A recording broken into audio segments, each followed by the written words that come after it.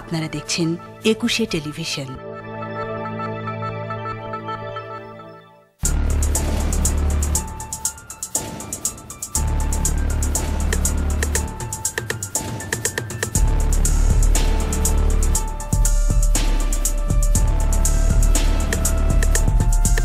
দশে মিলি করি কাজ, হারি জিতি নাহিলাজ সমবায় সমিতির অন্যতম মূল মন্ত্র। কিন্তু সমবায় সমিতিতে যোগ দিয়েই সর্বশান্ত হচ্ছে গ্রাহকরা।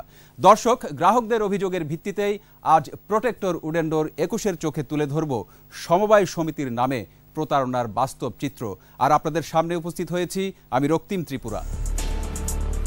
ভাগ্যোন্নয়নের ধারণা থেকেই সমবায় আন্দোলন শুরু হলেও এখন সমবায়ের নামেই লোক ঠকানোর অভিযোগ অহরহ।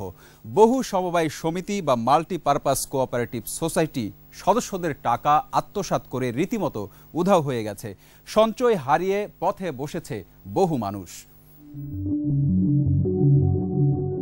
সম্মিলিত চেষ্টায় এগিয়ে যাওয়ার মূল মন্ত্র থেকে সপ্তদশ শতকে সমবায় সংগঠনের ভাবনা দানা বাঁধলেও মূলত শিল্প বিপ্লবের শুরুর দিকে এ চিন্তা বাস্তব রূপ লাভ করে।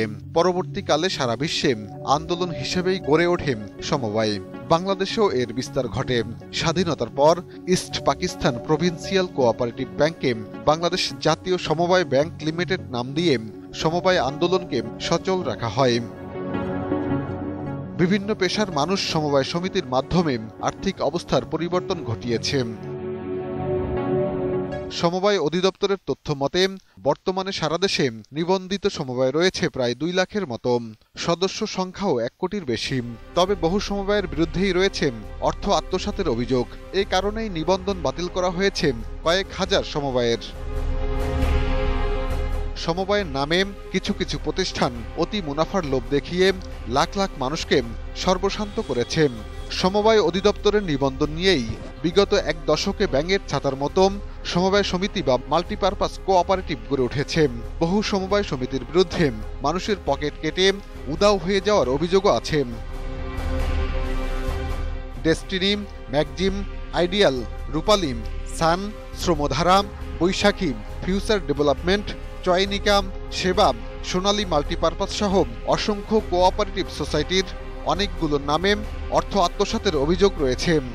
মাসে মাসে জমাইছি মায়ে বিয়ে দিমু লাগে আমার ওই এতিম ছেলেটার লাগে আমি খাইয়া না খাইয়া জমাইছি, ভবিষ্যতে পুঁতে কার কাছে যাইবে।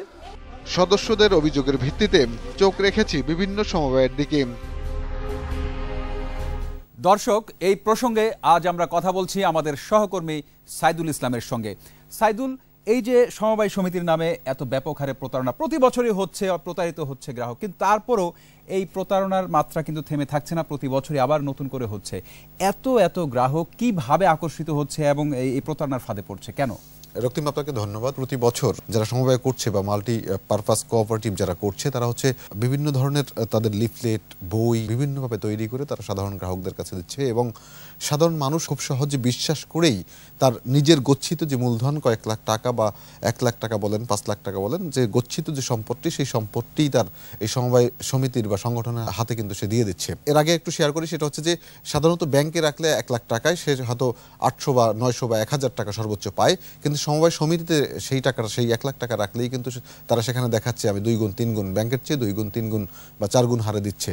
সে কারণেই কিন্তু সেই মানুষটি একটু বেশি লাভের আশায়, একটু অতিরিক্ত মুনাফা নেয়ার আশায় কিন্তু সমবায় সমিতিতে নিজের সেই গচ্ছিত সারা জীবনের অর্জিত সম্পদটুকু এই সমবায় সমিতিতে রাখে। তাহলে এত ব্যক্তি প্রতারিত হচ্ছে, তারা সাধারণত তাদের সকল সহায় সম্বল দিয়ে, ধার করে, দেনা করে, সবকিছু দিয়েই কিন্তু তারা সমবায় সমিতিতে আসেন এবং সর্বশান্ত হন। এত গ্রাহক সর্বশান্ত হচ্ছেন, তারা কি পাওনা টাকা তারা কি ফিরে পাওয়ার কোনো উপায় নেই? তাহলে রক্তিম, আপনি ঠিকই বলেছেন যে হ্যাঁ, সর্বশান্ত যখন হচ্ছে তখন তারপরে কিন্তু তারা এর নিয়ন্ত্রক সংস্থা সমবায় অধিদপ্তর বা এর সাথে যারা জড়িত তাদের সাথে কিন্তু যোগাযোগের চেষ্টা করে। তারা যদি ১০ টাকা নিয়ে থাকে বা ১০,০০০ কোটি বা ১,০০০ কোটি টাকা বা ১০০ কোটি টাকা যদি তাদের নিয়ে থাকে, কিন্তু সম্পদ কিনে হয়তো ৫ কোটি বা ১০ কোটি টাকার, আমরা যেটা সরজমিনে দেখেছি 99% যারা চলে গেছে তাদের টাকা ফেরত পাওয়ার সম্ভাবনা খুবই কম। এবার দৃষ্টি দেব সদস্যদের কিভাবে সর্বশান্ত করছে সমবায় সমিতিগুলো। শুধু আইডিয়াল কোঅপারেটিভ সোসাইটির বিরুদ্ধে রয়েছে 450 কোটি টাকা অর্থ আত্মসাতের অভিযোগ। গ্রাহকরা অনেক ঘুরেও ফেরত পাচ্ছেন না জমানো টাকা, আবার কোনো সমবায় সমিতি টাকা নিয়ে ঠিকানায় বদলে ফেলেছে। Ideal cooperative society limited. 2001 সালে সমবায় অধিদপ্তরের নিবন্ধন পায়। শুরুর দিকে লেনদেন ছিল ঠিকঠাক। গ্রাহকদের আকৃষ্ট করতে চটকদার লিফলেট ছাপিয়ে অতিরিক্ত মুনাফার লোভ দেখিয়ে টাকা নিতে শুরু করে। এক যুগে তাদের সদস্য সংখ্যা হয় প্রায় 19,000, আর সদস্যদের কাছ থেকে তুলে নিয়েছে প্রায় 450 কোটি টাকা। ফিরোজ হোসেন লাখে প্রতি মাসে 2,500 টাকা মুনাফার আশায় চাকরি জীবনের বেশিরভাগ সঞ্চয় জমা রেখেছিলেন আইডিয়াল কোঅপারেটিভ সোসাইটিতে। জমার পরিমাণ প্রায় 10 লাখ টাকা। কয়েক মাস ঠিকঠাক মতো লাভ দিলেও পরে অফিসেই লাপাত্তা। আজকে দেবো, কাল দেবো, পরশু দেবো, অমুক ফান্ড থেকে আসলে দেবো, এই ফান্ড থেকে আসলে দেবো বলে দেয় না।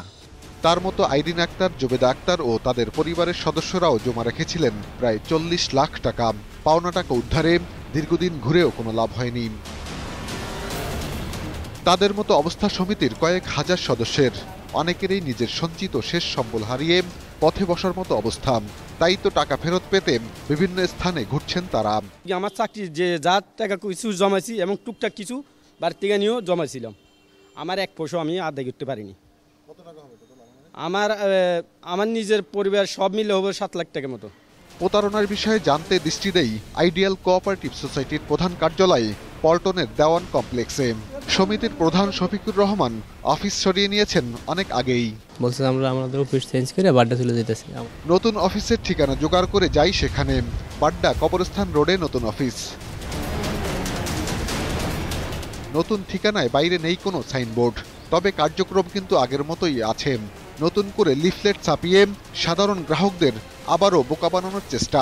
লিফলেটে নতুন নতুন অনেক অফার। এবার তাদের ব্যবসা জায়গা জমির।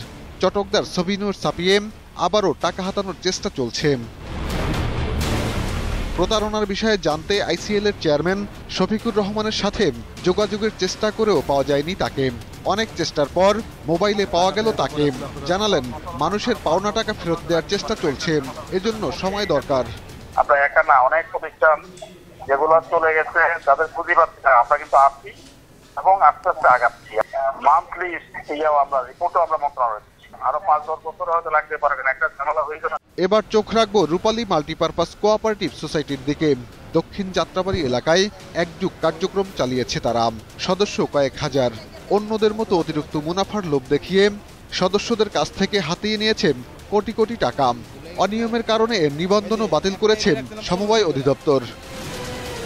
নান্নু মিয়া মানুষের বাড়ি বাড়ি দুধ বিক্রি করে যা আয় করতেন সবই জমা রাখতেন রূপালীতে। এক যুগে প্রায় 12 লাখ টাকা সঞ্চয় ছিল তার। কাজ করতে বলতে পারি না, অনেক কষ্টের বিনিময়ে টাকা রাখছি, অল্প কদিনের জন্য রাখছি, উনি সব টাকা মানে নিয়ে গেছে হঠাৎ করে। নান্নু মিয়ার মতো লাইজু বেগম, রওশন আরাম, সুরাইয়া, আছিয়া বেগম সহ অসংখ্য মানুষের লাখ লাখ টাকা হাতিয়ে নিয়ে উদাও হয়ে গেছে রূপালীও। ডেলি আমার জামাই এত কষ্ট দেয়, সেটার 20 টাকা করে দেয়।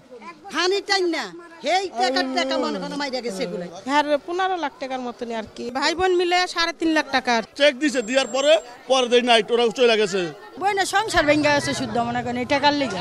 সমিতির প্রধান সায়েম আলী মোল্লাও লাপাত্তা। তার পরিবারের সদস্যরাও এর সাথে জড়িত রয়েছে বলে অভিযোগ রয়েছে ভুক্তভোগীদের। যদি ওর মা মরে যায়, লাশ নেওয়ার সময় এই মনে করেন আমি আগুন জ্বালাই দেবো, মনে করেন খাটলের মধ্যে আমার এইটাই আদেশ। রূপালী মাল্টিপারপাস কোঅপারেটিভের বিরুদ্ধে মামলা হলেও নেই কোনো অগ্রগতি। প্রোটেক্টর উডেন্ডোর 21-এর চোখে ছোট্ট একটা বিরতি। ফিরবো আরও কিছু মাল্টিপারপাস কোঅপারেটিভ সোসাইটির নাম নিয়ে।